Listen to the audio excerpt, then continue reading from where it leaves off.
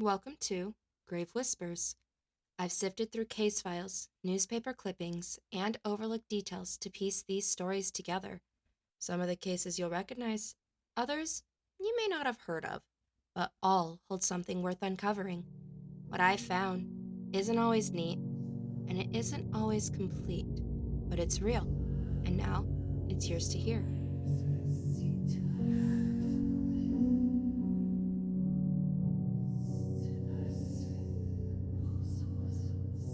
By the time forensic science reached the 21st century, investigators could do things their 1940s predecessors could never have imagined. DNA could identify a killer from a few cells, digital fingerprint systems could search millions of prints in just seconds. Cold case units were equipped with tools that made solving decades old murders not just possible, but routine. But none of this matters for Elizabeth Short. Her case entered the modern age carrying the weight of every mistake made in 1947. A contaminated crime scene, evidence handled by reporters, fingerprints destroyed in transit, and belongings scrubbed clean with gasoline. Even the original police files, hundreds of pages of interviews, leads, and suspect notes were scattered, redacted, or simply just gone. So when modern forensic experts finally looked back at the Black Dahlia file, they found themselves standing at a locked door with no key. Every tool of the new age, DNA sequencing, digital reconstruction, advanced pathology, they all ran headfirst into the same dead ends created long before those tools existed. Instead of answers, the Black Dahlia investigation entered a new era of speculation. Authors, retired detectives, amateur sleuths, and even family members stepping into the void left by the original investigators. Each brought theories, suspects, and connections, but none could bridge the gap where the evidence should have been. What could have been a breakthrough became a reminder of everything the original investigation failed to protect, and everything we may never recover. Los Angeles in 1947 was a city caught between promise and pressure. The war was over, soldiers were returning home, and the population was exploding faster than the streets could handle. Every week, thousands of young women arrived by bus or rail with the same dream to reinvent themselves under the glow of Hollywood's neon. But beneath the glamour, the city was cracked at the foundations. Housing shortages pushed people into cheaper rooms and unstable living arrangements. Crime spiked as organized gangs carved out influence in nightclubs and the growing vice scene. LAPD, already battling corruption allegations, was stretched thin, politically divided, and struggling to modernize. This was a city obsessed with image, but uneasy with its own reflection. Limerick Park was part of a patchwork of new developments and empty lots, places still in transition where streetlights met patches of open darkness. Neighborhoods bordered each other awkwardly, middle class homes on one block, abandoned fields on the next. It was the kind of place where something horrific could happen in the early morning hours and go unseen. Hollywood, just miles away, was no safer. Nightclubs buzzed with movie hopefuls, servicemen, hustlers, and the powerful men who controlled access to fame. It was a world of opportunity and exploitation. Connections could open doors, but they could also lead young women into circles where the lines between glamour, danger, and criminality blurred. Los Angeles liked to market itself as a city of reinvention, but in 1947, it was also a city where people could vanish between neighborhoods, disappear in the cracks of a system still unprepared for its own growth. Elizabeth Short lived her final months in that environment, a city expanding too fast, a police force overwhelmed, and a landscape where shadows lingered just beyond the reach of street lamps. When her body was discovered in Limerick Park, the crime did more than horrify the city. It exposed the truth that Los Angeles had been trying to ignore: rapid growth without oversight, glamour without safety, and a community where the vulnerable could fall through the gaps unnoticed. This is the backdrop: this city growing too fast, this police force struggling to keep pace. And against this was Elizabeth Short, a young woman navigating instability, illness, and the hope that Los Angeles might finally offer her a place to belong. Before the newspapers turned her into an icon of tragedy, she was simply a 22-year-old trying to survive in a city that promised everything and delivered almost nothing. Short was born on July 29, 1924, in Boston, Massachusetts, third of five daughters in a family that never had much to spare. When she was 5, her father abandoned them by faking his own suicide, leaving his car on a bridge and disappearing without a word. For Elizabeth, that absence never really stopped shaping things. Her mother, Phoebe, suddenly had 5 children to raise alone, working long hours as a bookkeeper just to keep the lights on. Illness followed Elizabeth through childhood. Severe asthma and repeat bronchitis attacks sent her in and out of doctors' offices. At 15, she underwent lung surgery. Winters in Boston were brutal on her lungs, so she spent several seasons living with family friends in Florida, learning early what it meant to live between places, never fully settled anywhere. She dropped out of Medford High School during her sophomore year. Books and classrooms weren't the draw, but movies were. She loved the idea of reinvention, the escape that came from watching other people live bigger, brighter lives on screen. That longing for something more would become a constant thread in the years ahead. At 18, she moved to California to reconnect with her father. It didn't last. Arguments pushed her out of his home, and for the next few years she drifted between California, Florida, and Massachusetts. She took whatever job she could, waitressing, clerical work, anything that paid just a few dollars. In Santa Barbara, she was arrested for underage drinking and sent back east for a time. She fell in love with a military pilot, talked marriage, imagined a stable future. But unfortunately, he died in a plane crash before the end of the war, closing the door on the one relationship that may have anchored her. By the summer of 1946, Elizabeth returned to Los Angeles for good. She rented rooms in cheap hotels, stayed in shared apartments, and sometimes lived in back rooms behind nightclubs like the Florentine Gardens. The newspapers would later call her an aspiring actress, but the truth is simpler. She hoped for a chance, but she never landed a role, never got past auditions or casual networking. She wasn't a Hollywood insider. She was a waitress with ambitions, a girl trying to find her footing in a city that chewed through hopefuls daily. People who knew her described her as soft-spoken, polite, a little shy. She was known for her dark hair, pale skin, carefully groomed, and for always trying to present herself as poised even when she didn't have much.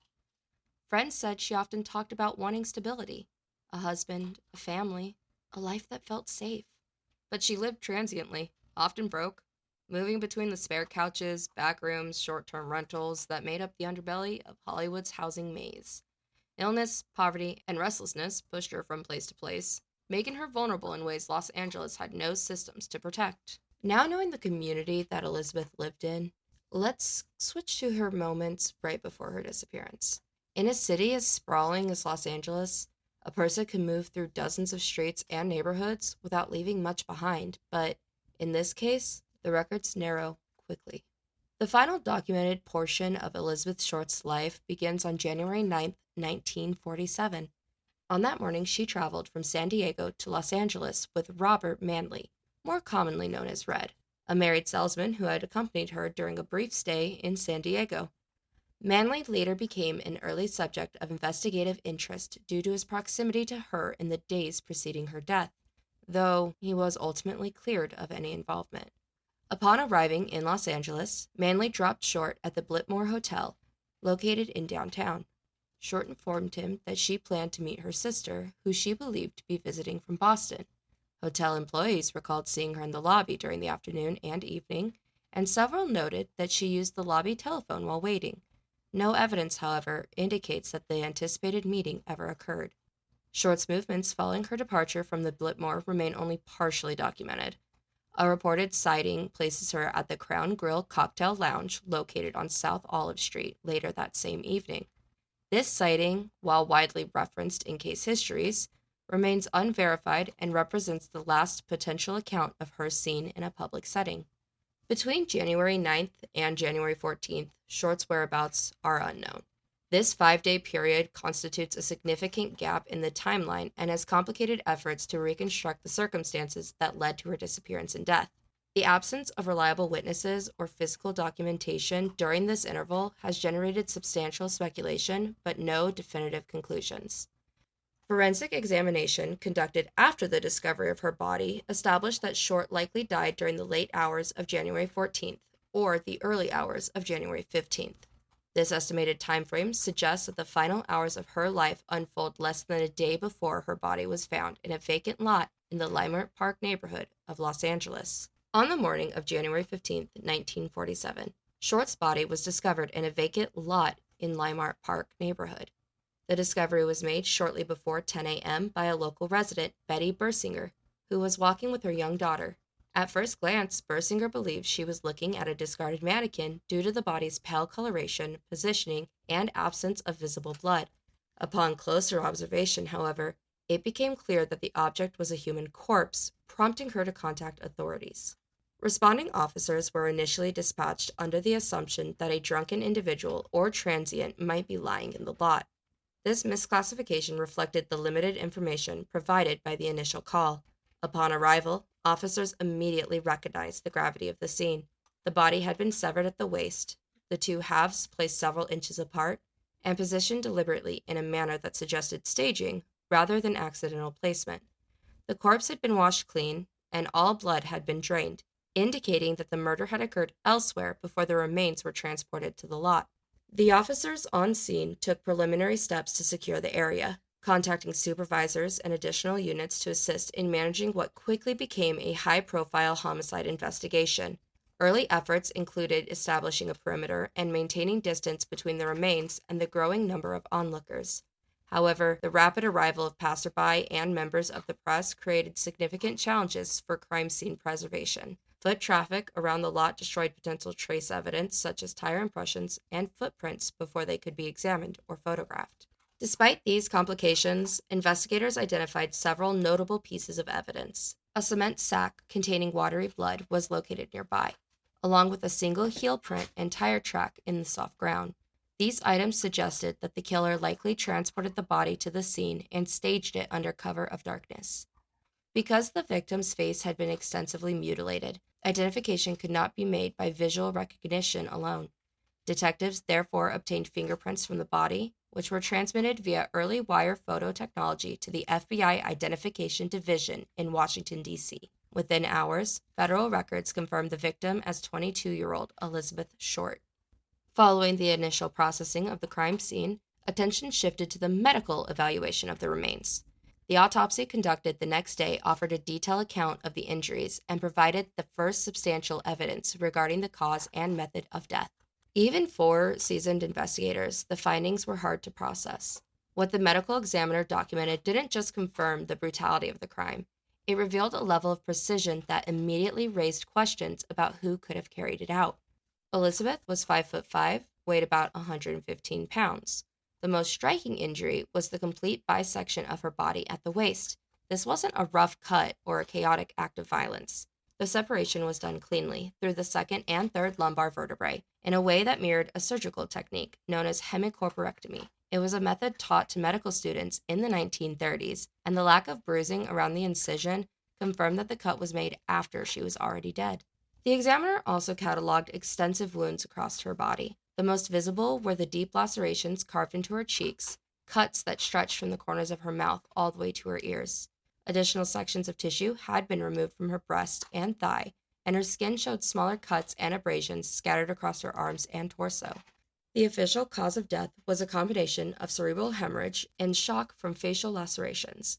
There were signs of blunt force trauma to the head, bruise patterns beneath the scalp, but no skull fracture. Ligature marks on her wrists, ankles, and neck indicated she had been restrained before she was killed. The biggest detail, though, that stood out was Short's body had been entirely drained of blood. Her skin had also been washed clean, combined with the lack of blood at the site where she was found, made it clear that she was killed elsewhere. Other details pointed toward deliberate staging. Her intestines had been placed neatly beneath her lower body, and the pose itself, arms raised, legs apart, showed intention rather than randomness. It was as though the killer wanted the scene to be found exactly as it was. What the autopsy couldn't tell investigators was who had done it or why, but it created the framework for the rest of the investigation. In the hours and days following the discovery of Short's body, the Los Angeles Police Department launched what was, at the time, one of the largest homicide investigations in the city's history. On the paper, the response looked thorough. Dozens of officers were assigned to the case, detectives were pulled from other divisions, and the city's limited forensic resources were fully mobilized. But the actions taken in those early stages reveal how the structure of 1940s policing and the department's own internal issues shaped the direction of the case. Investigators began with a broad, methodical approach. They canvassed the neighborhood around Norton Avenue, interviewing residents, passerbys, and anyone who might have seen suspicious activity in the early morning hours. Detectives traced tire tracks found at the scene and attempted to match the heel print left near the body, though both proved unhelpful once crowd contamination destroyed the original impressions. The officers expanded their search to nearby lots and alleyways, hoping to find discarded clothing, tools, or evidence of a vehicle stopping in the area. Those searches turned up nothing substantial.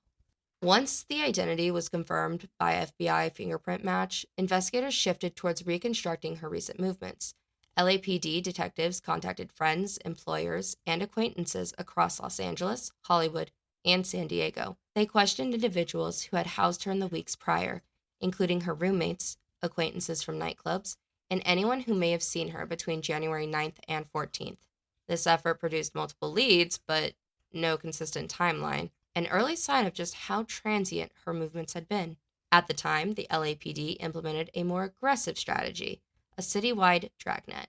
Officers questioned hundreds of people connected to Short's social circle or to locations she had frequented. They looked into medical students, anatomy instructors, surgeons. They looked into medical students, anatomy instructors, surgeons, and anyone with access to dissection tools. Homicide detectives reviewed existing files on violent offenders, sexual predators, and individuals linked to similar crimes, though none produced a solid suspect. The police also turned to public assistance. Press conferences were held almost immediately with the hope that exposure would generate credible leads. In practice, it created the opposite. The case attracted widespread publicity from the moment the newspapers learned of the mutilation, and the deluge of public calls overwhelmed the LAPD. Tips ranged from unverified sightings to elaborate theories, and many early leads were lost in the noise. More than 60 people would eventually confess to the crime, forcing detectives to spend valuable time sorting hoaxes from legitimate information. Internally, the LAPD attempted to formalize the investigation by assigning the case to senior detectives and splitting tasks among specialized teams. One group focused on forensics, another on interviewing, and another on tracking down letters and packages mailed to the newspapers. Despite this structure, communication between divisions was inconsistent. Case notes and reports were not always shared, and conflicting lines of inquiry often ran simultaneously without coordination. By the end of the first month, officials had interviewed more than 300 people and examined dozens of potential suspects. Yet the investigation produced no arrests, no significant physical evidence, and no clear narrative of what had happened between Short's disappearance and the discovery of her body.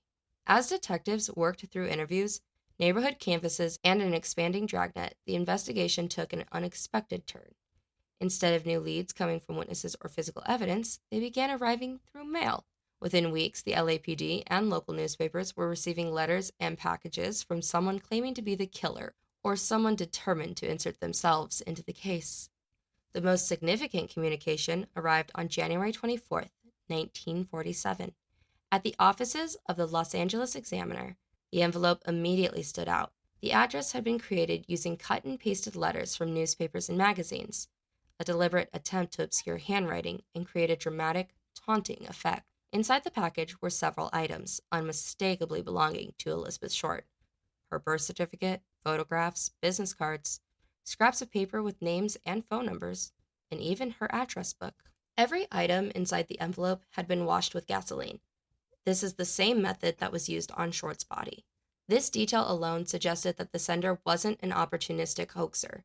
It pointed towards someone with direct knowledge of the crime or access to her belongings shortly after her death. Despite the cleaning, partial fingerprints were recovered from the envelope. For a brief moment, investigators believed they had a promising lead, but when the prints were sent to the FBI for analysis, they were damaged in transit, rendering them unusable and eliminating what may have been the strongest forensic connection to the sender. In the days that followed, more messages were delivered. Some were handwritten, others continued the cut and paste method. One note promised a public surrender on January 29th at 10 a.m., signed Black Dahlia Avenger. No one appeared. Another message followed shortly after. Have changed my mind. You would not give me a square deal. Investigators treated the first package, the one containing Short's possessions, as the most credible. Later letters were examined carefully but approached with increasing skepticism. The notoriety of the case sparked a wave of sensationalism, and dozens of individuals attempted to insert themselves into the investigation, whether out of fascination, mental illness, or a desire for attention. Even so, detectives analyzed every communication thoroughly. They examined paper quality, glue residues, postmarks, and ink. These efforts yielded no conclusive link to any suspect. Without fingerprints, DNA, or handwriting to rely on, the letters ultimately became more symbolic than evidentiary, proof of how public and chaotic the case had become. As the investigation unfolded, the LAPD examined an extensive list of individuals who might have been connected to Elizabeth Short in the days or weeks before her death. While hundreds of people were questioned, a smaller group emerged as the primary suspects based on opportunity, proximity, behavior, or professional skill. None were ever charged, but each figure became central to the case history. Among all the suspects, Dr. George Hodel remains one of the most widely discussed. A physician with a background in surgery, Hodel fit early theories that the killer possessed anatomical knowledge. In 1950, the Los Angeles District Attorney's Office placed Hodel under surveillance, recording conversations inside his home. One transcript, now widely cited, captured him making statements that appeared to reference involvement in the Dahlia murder. Hodel also had a personal history that raised concern among investigators. Allegations of sexual abuse within his family, involvement in unconventional social circles, and a reputation for manipulative behavior. Decades later, his son, retired LAPD Detective Steve Hodel, undertook his own investigation and publicly argued that his father was the killer. While his findings renewed public interest, they remained unproven and continued to divide experts. Robert Manley was the last confirmed person to see Elizabeth Short alive, driving her from San Diego to the Blitmore Hotel on January 9th. His proximity to her during this critical period placed him under intense scrutiny. Manley passed multiple polygraph tests, provided a verified alibi for the night of the murder, and cooperated fully with investigators. Though he was initially viewed as a promising lead, he was ultimately cleared. His later struggles with mental health contributed to ongoing speculation, but did not yield any new evidence. Leslie Dillon, a bellhop and former mortician's assistant, became a suspect after he contacted LAPD psychiatrist Dr. Paul De River with a detailed theory about the murder. Dillon possessed information that seemed unusually specific for a member of the public, and investigators questioned whether his insights indicated direct involvement. Dillon's connections to nightclub owner Mark Hansen, another early suspect, added to the suspicion. However, inconsistencies in the investigative process, allegations of improper police conduct, and the absence of physical evidence led to Dillon's release.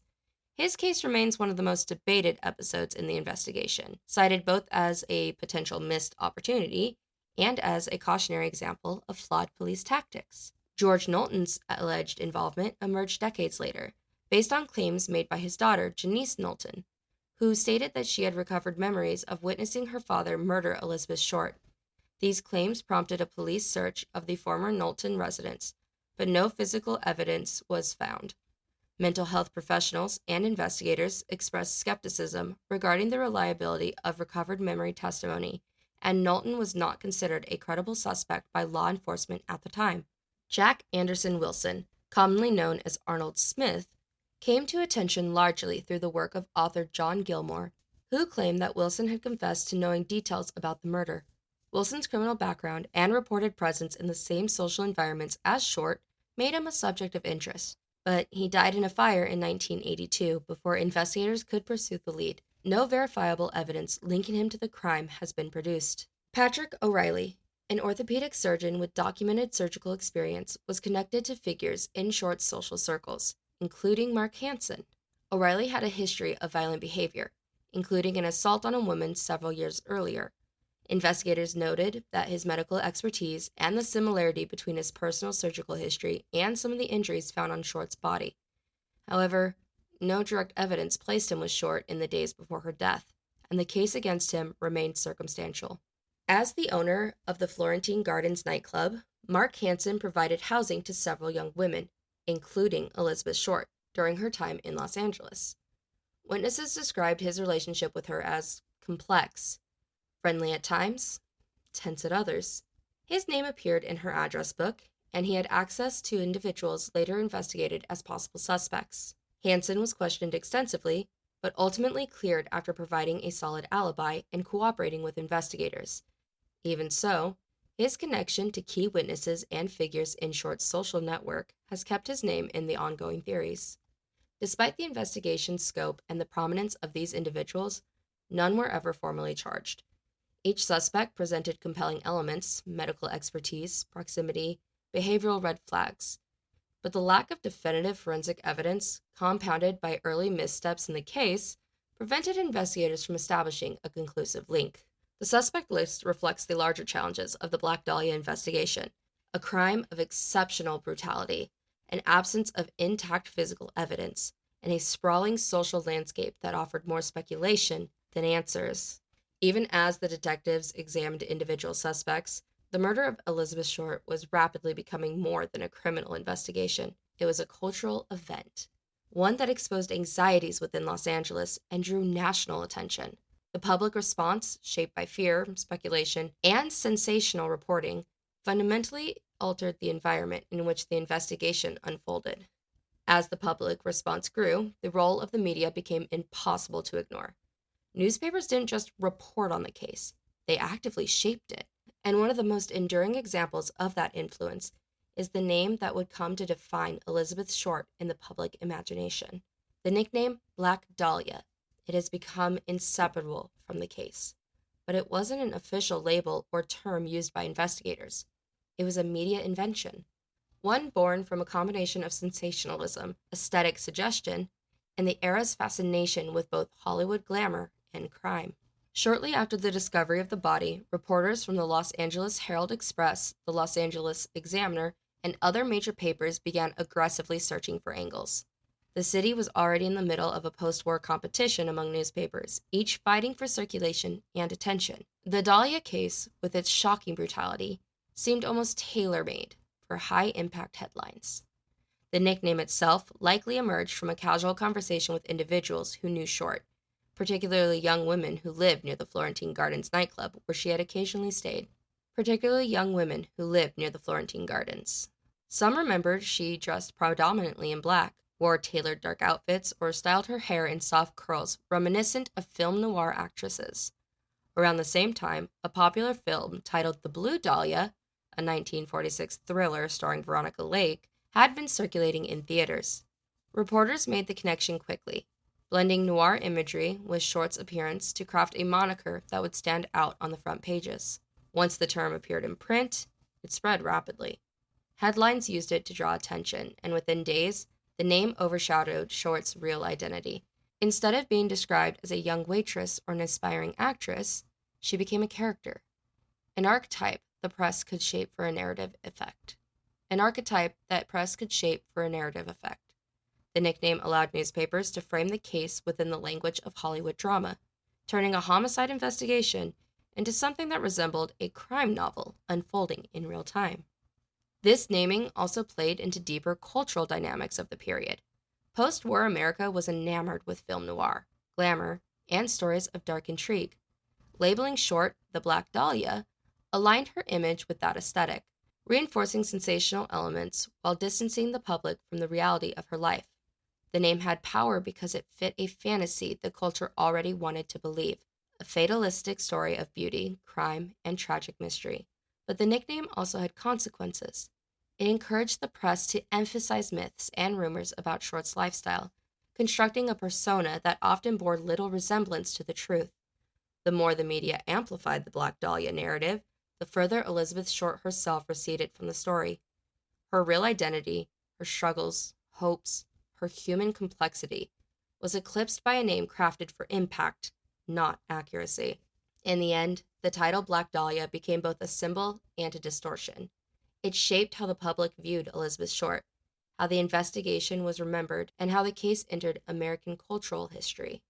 What began as a catchy headline became a permanent part of the lexicon, a reminder of the way media can influence not just how a crime is reported, but how a victim is understood. One of the earliest major reviews occurred in the late 1940s and early 50s, when the Los Angeles District Attorney's Office conducted a follow up inquiry into potential suspects, including Dr. George Hodel. This investigation included covert surveillance, interviews with his associates, and examination of evidence not initially pursued by the LAPD. Although the findings were extensive, they remained inconclusive, and no charges were filed. These files later became central to renewed public interest, but at the time, they did little to advance the case. Through the 1960s and 70s, the LAPD periodically revisited the murder as part of broader cold case evaluations. These reviews typically involved re-verifying witness statements, rechecking suspect files, and assessing whether preserved evidence could be matched to newer cases or improved forensic systems. However, the fundamental problems remained the same. Critical physical evidence had been contaminated, misplaced, or destroyed, and the original case files were fragmented. This left investigators with limited material to test and no clear starting point for reconstruction. The 1990s brought another wave of renewed attention. Law enforcement agencies across the country were embracing forensic advances such as improved fingerprint databases, enhanced microscopy, and early forms of DNA analysis. The Black Dahlia case was briefly reconsidered within this technological shift, yet the hope of extracting DNA or obtaining a usable fingerprint sample quickly dissipated. Most surviving evidence had been chemically treated, washed with gasoline, or damaged through handling, rendering modern tests ineffective. Items that might once have contained viable material were either degraded beyond use or missing entirely. The early 2000s saw perhaps the most publicized resurgence of interest, driven largely by independent investigators, authors, and former detectives. Some of these reopened avenues centered on re-examining original police and DA documents, while others pursued new suspect theories by attempting to link the case to other unsolved crimes. These efforts produced new interpretations, but no new evidence. The absence of preserved biological samples, combined with the lack of a verified crime scene, meant that even sophisticated forensic tools were functionally powerless. Later reviews within the LAPD continued to acknowledge this limitation. Detectives who revisited the file described it as emblematic of how early investigative errors can permanently limit a case's solvability. Without a secured crime scene, without intact fingerprints, and without a reliable chain of custody for physical evidence, modern forensic science had little to work with. The case was repeatedly labeled unworkable from a forensic standpoint, an unsolved homicide for which the investigative ceiling had been reached decades earlier. The reopenings did, however, uncover one consistent truth. The case's failure lay not in a lack of potential leads, but in the loss and deterioration of evidence that might have been decisive. The fragmented records, the missing files, the contaminated objects, and the absence of preserved biological material created that barrier, and no amount of modern technology could overcome it. In the end, each reassessment led to the same conclusion. Short's murder remains officially unsolved, not because of investigators lacked interest, nor because science lacked ability, but because the opportunity for resolution was compromised in the earliest hours and days of the case. Everything that came later, every reopening, every forensic review, every renewed line of inquiry, was constrained by those original losses. And that is why, despite more than 70 years of speculation and investigation, the Black Dahlia case remains one of America's most enduring and most challenging unsolved murders. Looking back at the Black Dahlia case, it's impossible not to feel the weight of everything that went wrong. The investigation was shaped by its time, limited tools, fractured leadership, and a media landscape more focused on spectacle than truth. But even with those historical realities in mind, the outcome still feels deeply unsatisfying. A young woman was murdered, her life reduced to a headline, and the systems meant to seek justice for her collapsed almost as soon as they began. Elizabeth Short was not the figure the newspaper created. She wasn't the noir character they turned her into, or the myth that persisted long after she was gone. She was a 22-year-old navigating illness, poverty, instability, and hope in a city that demanded more from her than she had to give. The tragedy is not only in how she died, but in how quickly her identity was pushed aside in favor of a story that sold papers. The case forces us to confront uncomfortable truths about the power of the press to distort, about law enforcement's responsibility to protect evidence and victims, and about how easily a person can be overshadowed by the narrative built around them. And as each reopening showed, even the most advanced forensic tools cannot fix what was messed up at the beginning. We can re-examine the files, debate suspects, and analyze theories, but none of it can replace the evidence that was destroyed or never collected. Still, this case endures, not just because of its brutality or mystery, but because it asks a question we still struggle with today. How do we honor victims when their stories have been taken out of their hands? Short deserved competent investigation, respectful reporting, and a justice system capable of protecting her memory. She didn't get any of that.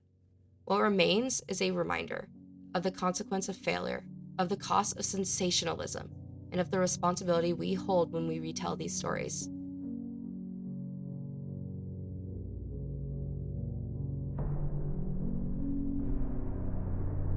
Thank you for listening to Grave Whispers. The story of Black Dahlia isn't just about her unsolved murder. In 1947, Elizabeth Short's death shocked Los Angeles, but the investigation that followed left more questions than answers. So, what do you think? Was her killer someone in her social circle? Maybe a medical professional? Or a suspect long dismissed? You can share your thoughts, theories, and questions with us in our Discord server. We'd love to hear what you think. Until next time, keep questioning and keep listening for the whispers.